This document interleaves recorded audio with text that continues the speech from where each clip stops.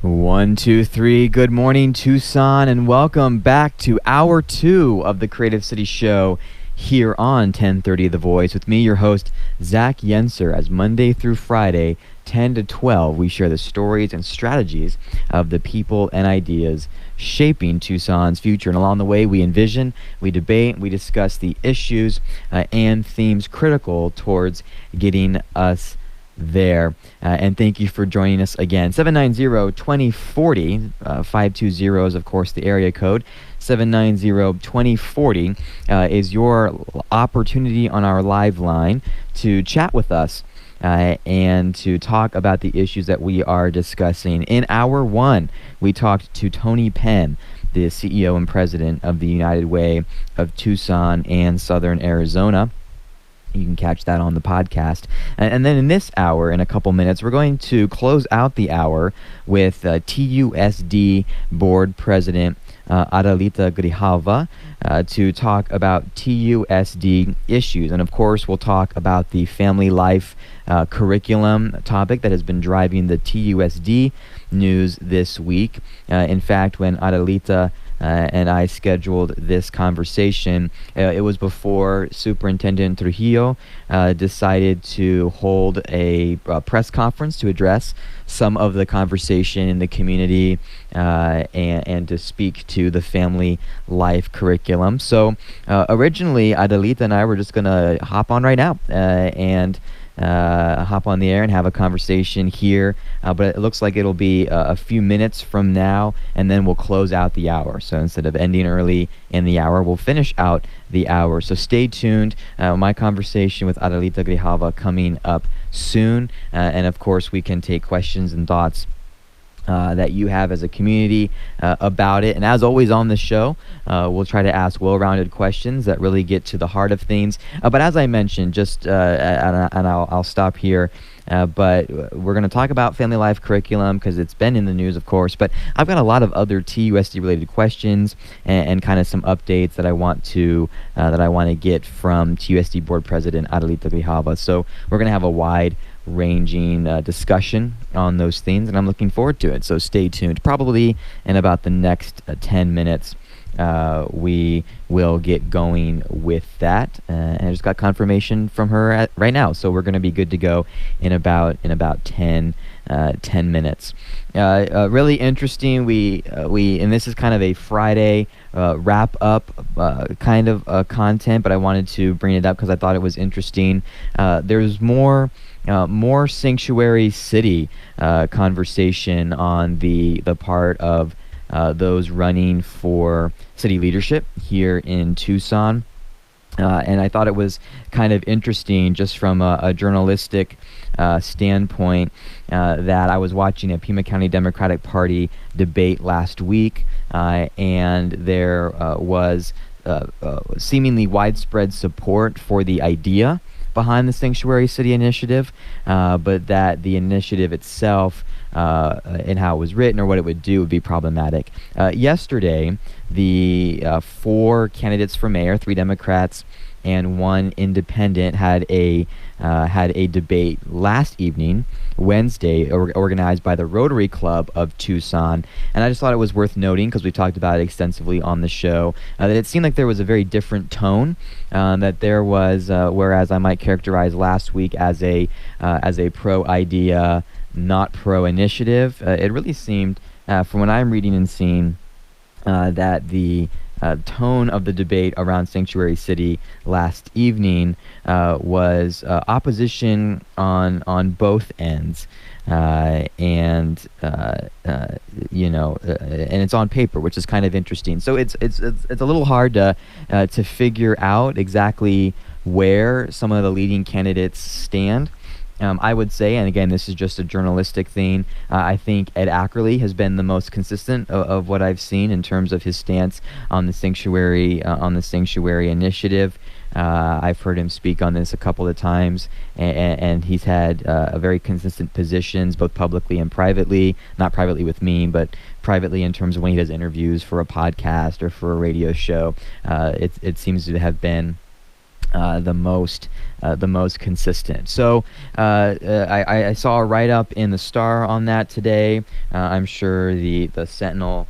Tucson Sentinel will get in on it, and maybe AZPM eventually. But just wanted to bring that up, trying to keep track of key issues in the news. The other thing that I wanted to kind of talk about just briefly is I wasn't able to go, even though I planned to go. And if I had gone, my day yesterday, as many of you know, would have been sandwiched by two conversations around affordability and gentrification in terms of housing. And I spoke on the one that I was able to go to yesterday, on the show yesterday, because it was right before. But I was able to watch the Facebook Live of the NPR, AZPM, Buzz sponsored conversation. It was their third of three parts. Three-part series that they did on housing issues in Tucson, whether it be evictions or whatever the case may be. Last evening was their part 3 of 3 parts, and it was done in a community forum way. And there was at least 2 sets of panels, and just varying opinions on the roles of neighborhood associations. That present, there was some architects, there was some community land trust voices, there was some neighborhood association voices, there was some nonprofit voices across those 2 panels, and a couple things stand out to me that I just kind of want to informally report on. This is a news and talk show, and so I kind of want to throw some things your way. We can get into it at a later time, certainly not today, because upcoming is my conversation with Adelita Grijalva in about 10 minutes, I would say. But what I was really interested to see, and this is becoming something that I am really zoning in on as seeing a pattern, is that a lot of conversation in the city right now around issues of housing affordability, around displacement, around gentrification are very much centered around the opinions and views of neighborhoods, of nonprofits, of land trusts, so on and so forth. Now, those are incredibly valuable components of the conversation. Don't hear me in that direction. I'm a part of those groups. I obviously care. What I've been interested to notice is that a lot of these things didn't include anyone in a public sector role.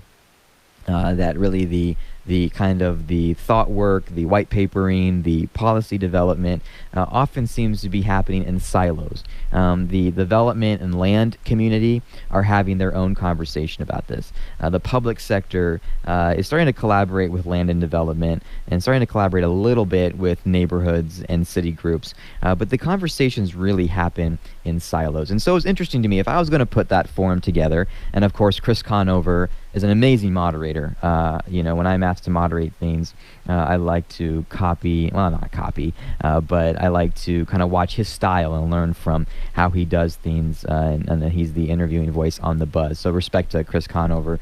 But if I was going to set that up, I would have set it up with the diversity of sectors that have to be involved, I think, to tackle challenges of housing and affordability and displacement and gentrification. And whether or not these parties like each other, I think we all know the answer to that one.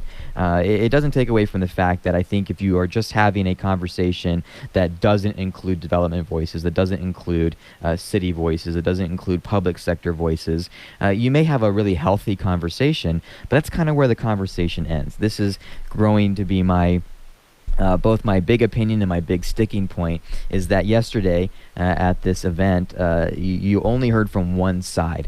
And that's valuable. If the point is to hear from one side, then I think the task was done well. But in terms of actually getting to some answers into some policy and to some solutions, I just am not... I'm not seeing the desire to be in the same room together to get things done that I think is necessary to get things done. So that was my main takeaway. Here's my other one, and this is face value. I'm not really sure how this looks on the ground. I'm not sure if this is actually how these people think in reality. But here was what I was encouraged by. And by the way, if you're interested, it's about a 2-hour event. You can watch the Facebook Live replay on Facebook. Just search, probably if you search Buzz, BUZZ, and gentrification in your Facebook, you can probably pull it up pretty quick. But there were two younger neighborhood leadership voices that were on the second panel, especially. They were physically bookending.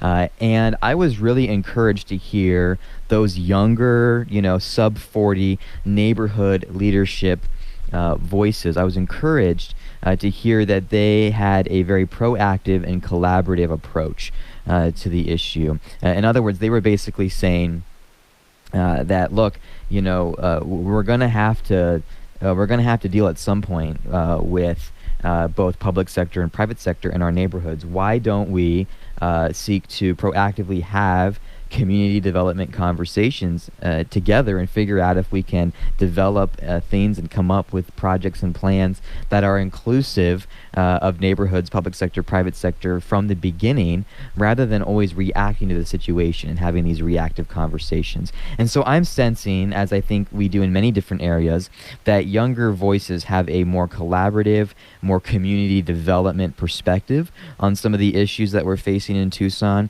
and that often it's those that have been around for a while who, because of that experience, have a more challenging time figuring out how to work with the city and with the private development community. And there's been a lot of broken conversations and broken relationships over time in the city, no doubt. But I think we're in a different time. I think we're in a different time and space, and I think it requires a different kind of conversation. So I was encouraged to see that. One of the neighborhood leaders was actually in their early 30s, I think 32 or 33, and had grown up in the community, and has a business in the community, and is just, I think, has a really great perspective. Let's see. Let's go ahead and go to a break. I know Adelita is on her way. We're going to finish out the hour. If you are on the line and have a question and you're able to stick around, I encourage you to do so. I just got a text a few minutes ago that Adelita is on her way. And so if you're looking forward to that conversation, it should be up in the next 5 minutes or so. So stay tuned. Let's go to a break. And on our way back, we'll get into TUSD and other items. Don't go away, Tucson. 1030 The Voice. Trusted local news and talk. Tucson, welcome back to the program. Welcome back to the Creative City Show here on 1030 The Voice, trusted local news and talk, with me, your host, Zach Yenser, and in studio arriving, and we are thankful that you did, is Adelita Grijalva, recently, it's not the first time you've been the president of the board, but you're the president of the board again, and that part is recent, in 2019, of the Tucson Unified School District Board. Thank you for coming and rushing over here. I appreciate it. Thank you for having me, Zach. It's nice to be here. Of course. Well, we have a lot to get into, and I would like to talk about a number of things. Normally, I would just start the conversation, but we've had one of our loyal listeners on the line, anxious to talk to you, and I don't want to keep him hanging. And so we'll actually start with a question. Very different from how we normally do things on the show. And you and I have a personal story that I'd love to get into because I think it's special. So we'll get there in a minute. But Ryan, you've been on the line for a minute. Thank you for calling in. You have a question about TUSD grade and the plan for a new lottery system. Go ahead. You're on our live line. Sure. Thanks for taking my call. I just wanted to ask if you could explain a little bit about the lottery system for placing students, because it's something that I'm hearing quite a bit about from other young professionals in Tucson as a concern. And as a TUSD graduate myself, I went to Sewell and then was deseg bused to Utterback and then went to Tucson High through the Magnet Arts program. It seems like a lottery system wouldn't foster the same kind of school loyalty that they rely on, especially now with the limited funding. Right. That so you guys are getting. There are many schools that we're now calling green light schools, which means they have availability, they're open, they have capacity for any neighborhood students, and then have more capacity, so you're welcome to just join that campus. Then we have some schools that are part of the lottery system. Those are really exclusively our magnet programs. And so we have some schools that are application schools or magnet schools. So we're talking Dodge, Carrillo, Tucson High for their magnet programs, but they also have a boundary. Recently added would be Ross Scrooge. And so those are schools that have a specific program or a part of our DSEG plan, which means that we're really trying to encourage integration. So there's only, I believe it's 12 schools that are application or lottery system, and then everyone else is a neighborhood school. And so those neighborhood schools like Sewell have priority with the neighborhood. And then if they exceed the capacity at all, then they can't take anyone else that's outside of the neighborhood. But anyone that is assigned or in that neighborhood is guaranteed a spot there. Ryan, thank you for your call. I appreciate it, sir. Wonderful. So we're going to get into some of these things. I want to talk a bit about family life curriculum, DSEG, schools opening and closure, all these kind of things. We're going to get into it. But first of all, I've been excited to tell this story for a minute. But Adelita Grijalva was one of the first Tucsonans that I connected with when I moved here. And I think I turned 12. And I think by the time I was 12 or 13, I got plugged into this program called Pima County Teen Court. And that's where I met Adelita. So yes, I have known you since you were 13, and we're articulate then, I have to say. But I was starting to feel left out. I had my dad came on, all my friends were on your show, and I'm like, I don't know, maybe it was only a matter of time. But Adelita and Kate, if Kate is listening, and Pima County Teen Court was really my first entrance into Tucson as a community, as a very, very young teenager. And so I'm thankful for that work and the work that you do there for that, because that's, I think, why I'm here to a large degree. And it helped with being articulate as well. I did 4 years of that program. You did, and you also came back and did professional development. So I think a lot of what that program instills is this need to give back. Like you pay it forward. And so I think that's what I've heard consistently from people who participated in Teen Court over the years. And I've been there. This is our 25th year. So I've been there 24 of 25 years. Really? I didn't know that part. Right. And I think that it was actually one of the reasons why I ran for the board in the first place. We were talking about all of these referrals that were coming through juvenile court for school-related offenses, and I started looking into what we were doing in our districts. Wow. Yeah. Crazy. I know. It's a small world. But, it is a very small world. But especially Tucson. Tucson's like this small city. It's great. Yeah. And I was telling your dad actually about Teen Court, and he goes, man, there are so many Tucsonans today who are either still around or having a big impact somewhere else who came out of Teen Court. And so even from his vantage point, he's seen this growing network of Pima County Teen Court attorneys and volunteers. We have to have an alum reunion. We really should. We should. And just for anyone listening, Pima County Teen Court is a restorative justice program that is here in the county that allows for young people and a jury of young people to look at cases and to create restorative sentencing to peers. And so we dealt with everything from some minor, I think even domestic violence issues, marijuana, drug, violence in the home. We dealt with all these issues as teens. I mean, there was a support structure of adults, obviously. Right. The judges were adults and all that good stuff. But we got to work with our peers, provide a sentence that would get them on the right path. And we were real attorneys. We went through a program, and it was fun. And most of you did, according to the judges, did better than adult attorneys that in court because you have more practice. But if anyone listening would like their child to participate, grandchild, between 12 and 18, we are always looking for volunteers, and it's Pima County Teen Court. Super. So come on down. There's a little inadvertent plug. There you go.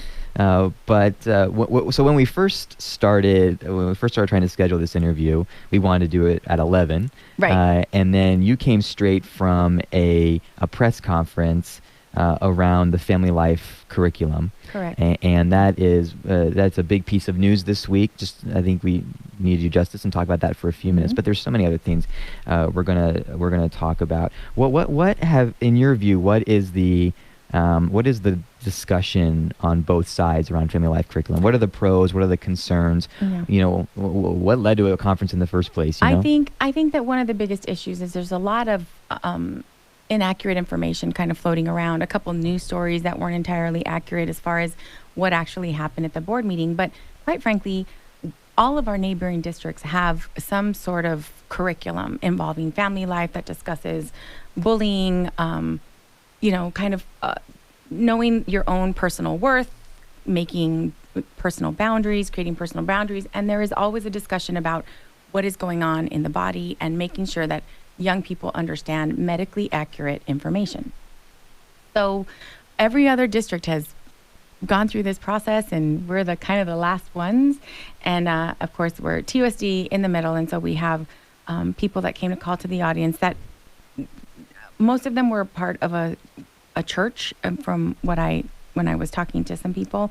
But they were here thinking that we were going to be promoting some sort of lifestyle, that we were going to be promoting sex, and the information is not accurate. And so I'm happy to say that the superintendent at the conference today talked about all of the handouts. Every instructional material that any child touches is going to be put on the website today, by close of business today.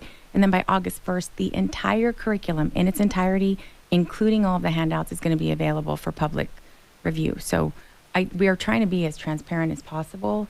And my hope is that once you have the information, there's still going to be a contingent of people that don't think that we should be talking about this subject at all in school. And this is an opt-in program. So you have to physically sign a permission slip to have your child participate in any of these classes. It is over a 2-week period for under 8 hours. So it's a little bit every day. Grades 4 through 8, and then at least one time in high school in the health class.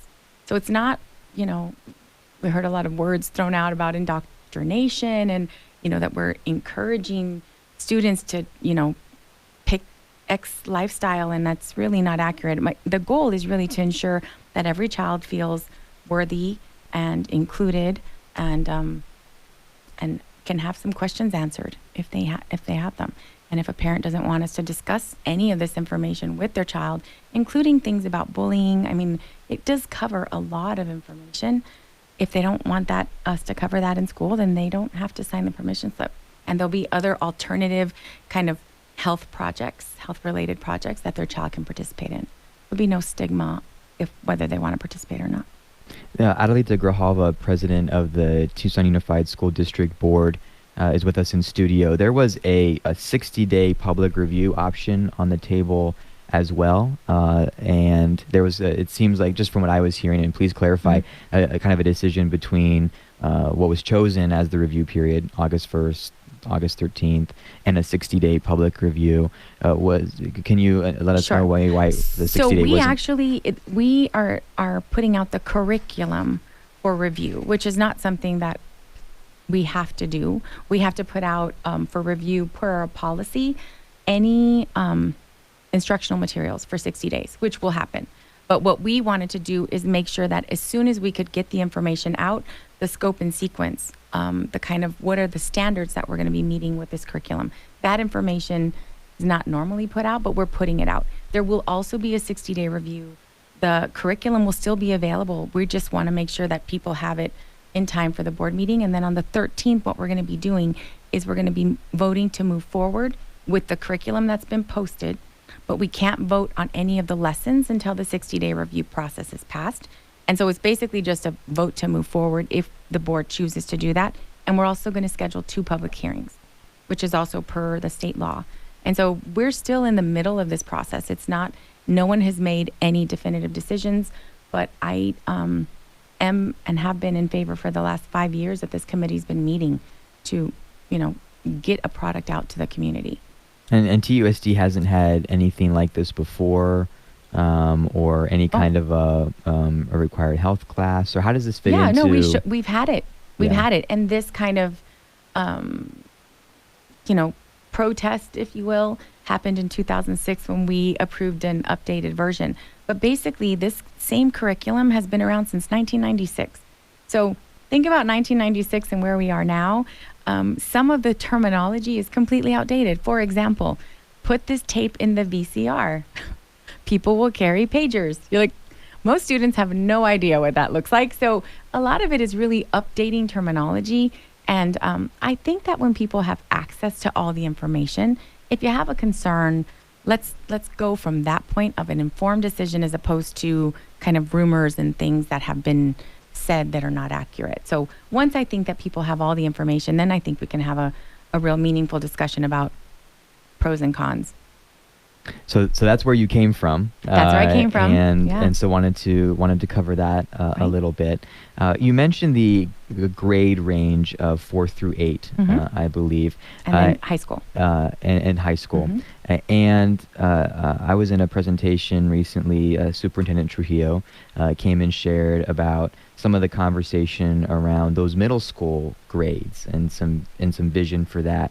Are you at liberty to share some of that, or kind of what, or is that at a later time? I wasn't able to ask you No, before. no, So. I don't have like every single lesson. So what we have is like, what are the goals for the different areas? And I think when you're looking at fourth grade, so just to give you all some context, yeah. So this may be good to get into. I just realized Yeah. I was unclear. There's a relook at how middle school grades are Oh, I carved. apologize. No, Yes. I'm sorry. I Yeah. realized as you started talking, I did not make that clear about separating out or moving different grades around to make middle school specific grades. The configuration of The configuration. the K5. Okay. That's the word. I So if can you do are at liberty to speak to that, Yes, I could totally- you? yes, I absolutely because can. that's an important switch. I Yes, think. no, about I to think come. it's great. So I was actually on the board when we started moving. Most of our schools were K6, and we started moving the sixth grade into the middle school, and much of that had to do with the fact that our elementary schools were at capacity. They were like, okay, what can we do to kind of reconfigure?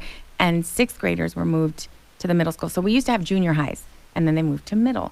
So now we had 6, 7, and 8.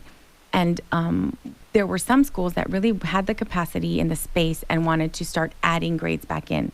So now we have some K8s, some K5s, we have a K6, and then we have some middle schools that are all of our traditional middle schools are 6, 7, 8. And so what we're looking at is, if as a parent of a fifth grader, would you be interested in keeping your child at their elementary, thinking about what that additional year would look like? It wouldn't be just a year of elementary. It would be, let's get prepared for middle school and do a better job of that transition. Because as a mom of a now going in seventh grade, that transition from fifth to sixth was a little bit of a rough one, because you're going from one class where you have the same teacher all day, every day, Yeah. to middle school where you have 7 teachers and there's handing out assignments and you're responsible for keeping track of all of that. So I think there's a way for us to help bridge that. But I also, we're losing students from that transition from Correct. fifth to sixth. Yep. And I think the biggest issue is you're going from some elementary schools that are 350 to some of our middle schools that are bigger than some of our high schools. So the goal is to make those middle school classes smaller, so there's more attention, build in some additional services, because it is a lot of stuff going on in your body, mentally, physically, when you're in middle school, and looking at what that would look like. And that's pretty much all we've started, is just a conversation of what schools would be able to do it, what schools don't have room. For example, the school that my boys go to, they don't have the capacity to add a sixth grade. So there's still going to be traditional middle schools. But for some of the schools that have the room, I mean, I think they're really eager to expand. One of the things, and this is this one's by memory. So if you need to clarify, I'd be happy, because I may need it. But Superintendent Trujillo was saying something about how in the TUSD ecosystem that we start to see a lot of the open enrollment and leaving the district happen around that middle school period. Could you speak to that? And did I remember that correctly? Yes. And what do we do about that? Because so many of, and I think Ryan spoke to it, is as I'm encouraging people, to move and be in Tucson, so often as they're raising kids, there's this concern that it just remains out there. Between open enrollment within the district and then just in general being able to go where you want to go educationally, we're starting to see kind of some of that brain drain within our region, even out of the district. Can you speak to that at all? That's been going on for years. Essentially, when I first got on the board, we were under an active desegregation court order, which meant if you lived in the district, you had to go to a TUSD school. And if you wanted to do something else, you wanted to go to private parochial, you could, but that's on your own dime. No other district would accept you because TUSD was not going to pay the tuition for you to go to another school. So once we were out from under that order, and we were out for about a year, that sort of opened up our boundaries, and you had flexibility to be able to go where you wanted. So we saw a large push of or move of predominantly Caucasian families from the east side moving to neighboring districts. And so if you look at their trends, you'll see that Vail, Cap Foothills, they really built up right around that same time. And then we had open enrollment that happened throughout the state, so you could go anywhere. But then we also had charters. And so the combination of those things has really changed the demographics of our district. So we're under a court order to try to create integrated learning environments, which I completely support. Part of the problem, though, is that we are fairly segregated as communities. So you have some areas of town that are predominantly African American, some areas of town like the one I live in that are predominantly Latino. And so those schools have children that kind of represent their neighborhood. So if you go to Lenurquidis, which is on Mission and Ajo, the majority of those children are going to be Latino. If you go to Holiday, which is an area of town that has more African American families, you'll see the percentage of African American children there are higher because Holiday is a magnet, but also a neighborhood school. So what we're in this effort to try to integrate, we're kind of bumping up on we're trying to entice families from the East to come to our schools, sort of to give us a chance. And so what is that going to take? Well, that's why we're thinking about some of these other options, because what happens is if we do a better job of building up our middles and really focus a lot of energy in our middle schools, what I think will happen is you'll have less people leaving the district at that middle school range, because they're going to be part of the solution in creating the kind of middle schools that they want. And I think the nice thing about TUSD and the really part of it that I don't think is highlighted enough is we have so many unique programs. They're just fantastic individual programs at schools. And so a lot of people love their school, but don't love the district, quote, end quote. It's just like, this big, so trying to make the district feel smaller in individual areas, I think is going to be really important. And listening to our constituents about what they want. They want smaller class sizes, they want smaller schools, and we're going to do our best to help get there. Does I've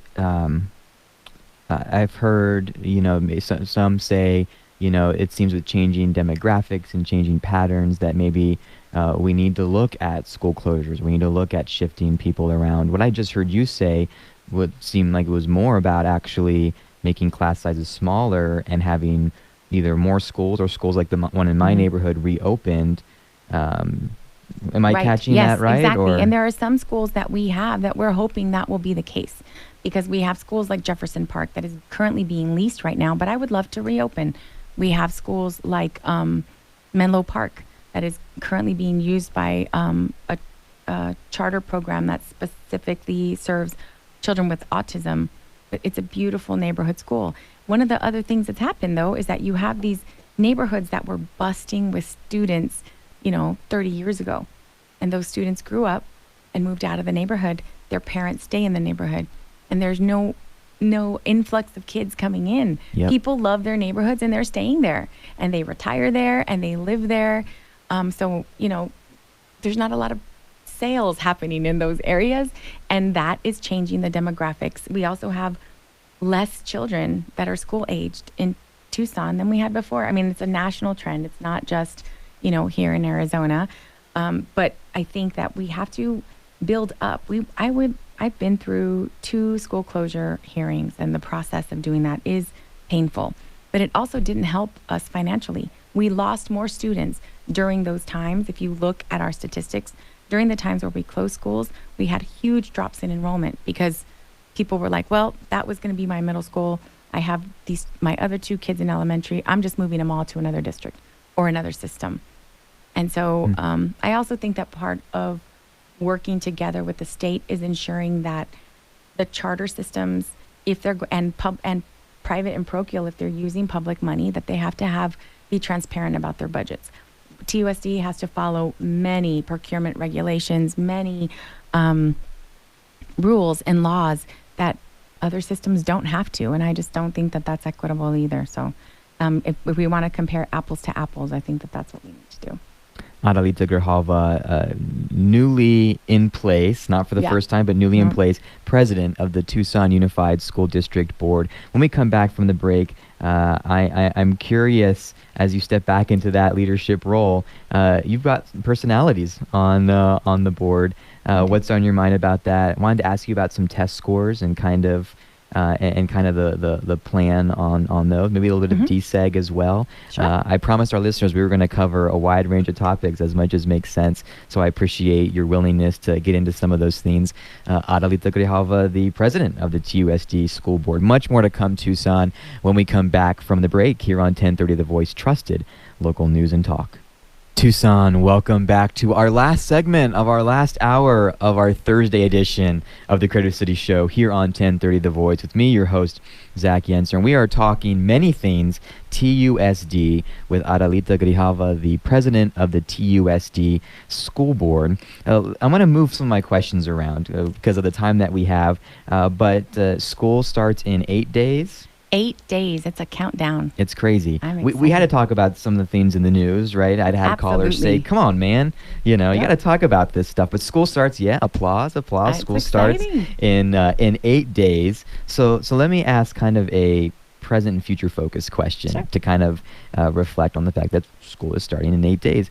The jobs of the future are well, we don't even know what they are yet. So Right. I have a 2-year-old. By the time she's 18, 60% of the jobs she'll be ready for don't even exist today. So how does the board, how as you guys direct, the superintendent and the school district, what are some things that are on your mind in preparing students for the jobs of the future and the jobs that don't exist yet? Yeah, I think that there is a really big push in our district to look at with JTED, joint technology efforts. Like, what are the careers that have vacancies in that really would love to have an influx of young people, but we also have a lot of jobs that young people didn't opt into. For example, HVAC, electric, plumbing. We have a lot of nursing.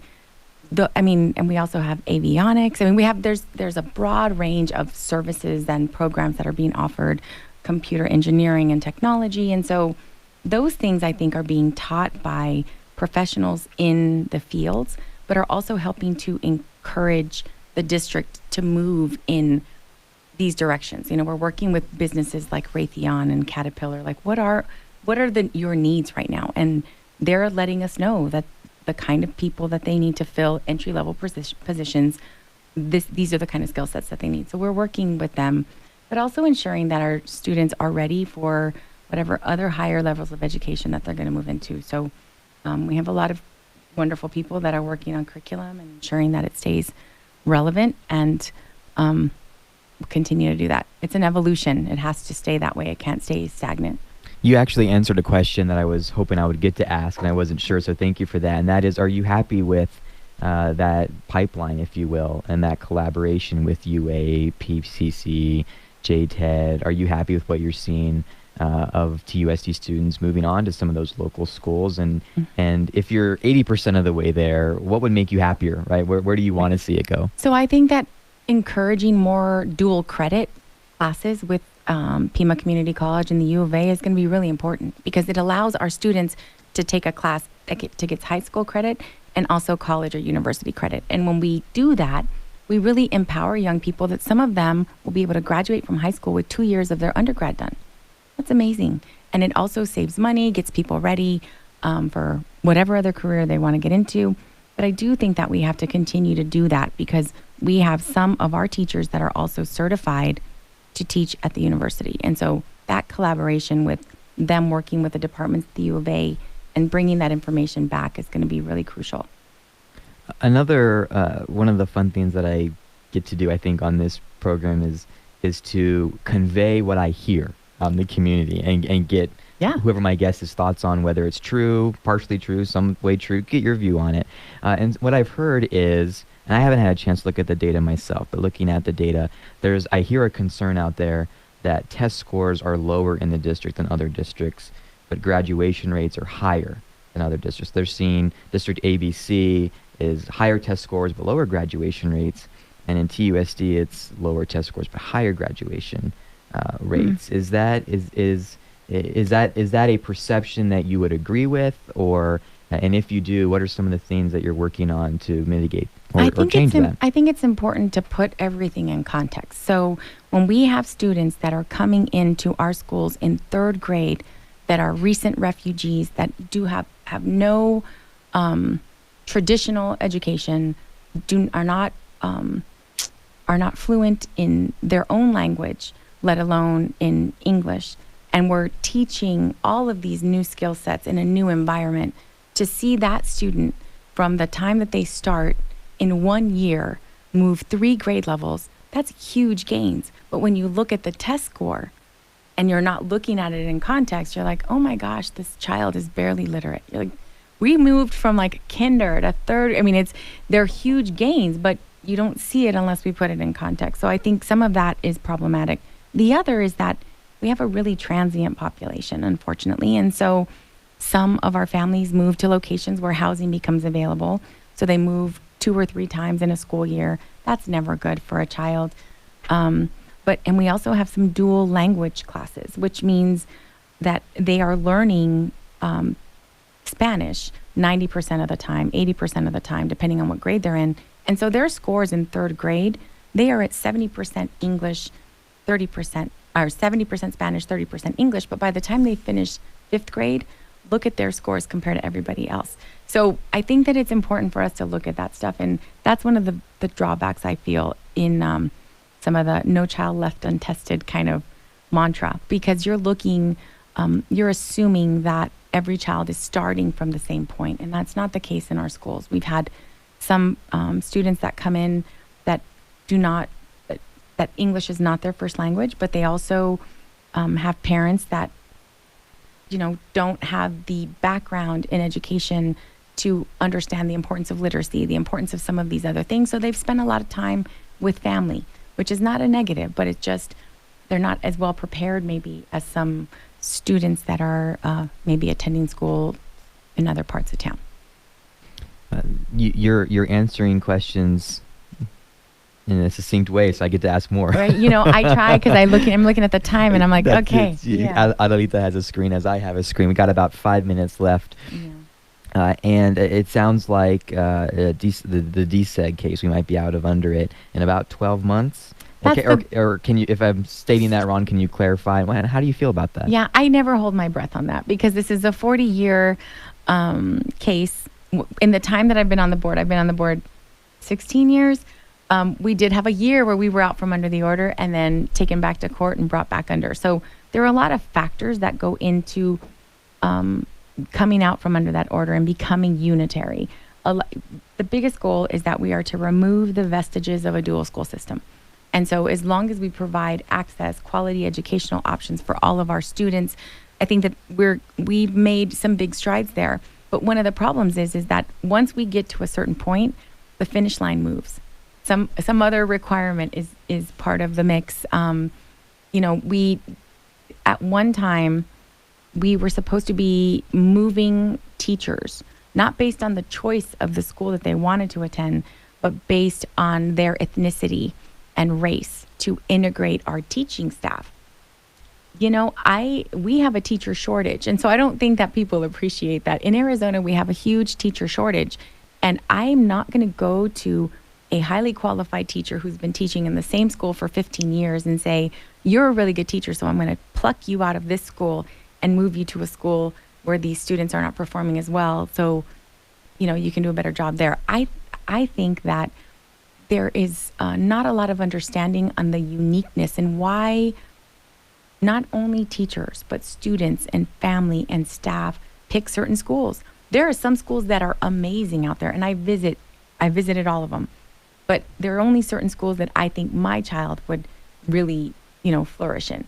And that's because every child is unique and different, just like every community is. And so if I live on the east side of town and I'm teaching at an east side school, and this district comes and tells me, I want you to move to a far south side school, and your commute's going to be 45 minutes a day, that teacher might decide, I think I'd rather going to go to another district and teach there, because there is a demand. And so those kinds of things are while I understand the intention, you want to make sure that you have as integrated a community as possible. And some of those things, I think we have the backlash from the teaching staff really hurts us. But what I did hear, which I thought was really great, is that our teacher vacancy rate right now is 3%. So we have 85 openings, and we have about 2,700 teachers. So this is the lowest number of vacancies that we've had in the last 6 or 7 years, which I think is good. I was going to ask that question because I felt like this time last year that was kind of it was not as good, is what I'm saying. Yeah. It seemed like we went into the year with a lot of vacancies. We had 100 at this time last year. And so we have 85 now. And I think a lot of it is the fact that you have less and less people that are opting to go into education. And I don't blame them. Arizona hovers between 49th and 50th in the state in funding. So, it's understandable that that's kind of where we are. But TUSD has tried to make ourselves very competitive by having, our starting teacher salary is second only to one other district. And they have a bond, which makes a huge difference. Bond and override make a big difference in a budget. But we also are working with offering a really diverse options for our teachers. And we're also giving credit for 15 years, which is more than we've done in the past. So if someone is coming from another district, so that's kind of our way of trying to recruit people. A credit in what way? You're getting credit for the number of years that you've been teaching. So before this year, it was 9, and now we're at 15. So I think that's making a difference in people opting to choose TUSD, which is great for our kids. The board meetings are public hearings in two forms. One is you can show up physically, but you can also watch online, as I'm aware. Maybe as we close, what are some of the ways that the public can engage, and then if you're willing to be a point of contact, sure. If people want to get a hold of you, how do they do that? Yeah, so if you go to the TUSD governing board page, all of our emails are there. You can just click and send us an email directly. You can send an email to every governing board member if there's an issue that you want to discuss or some concern at TUSD, it's governing board at TUSD1.org.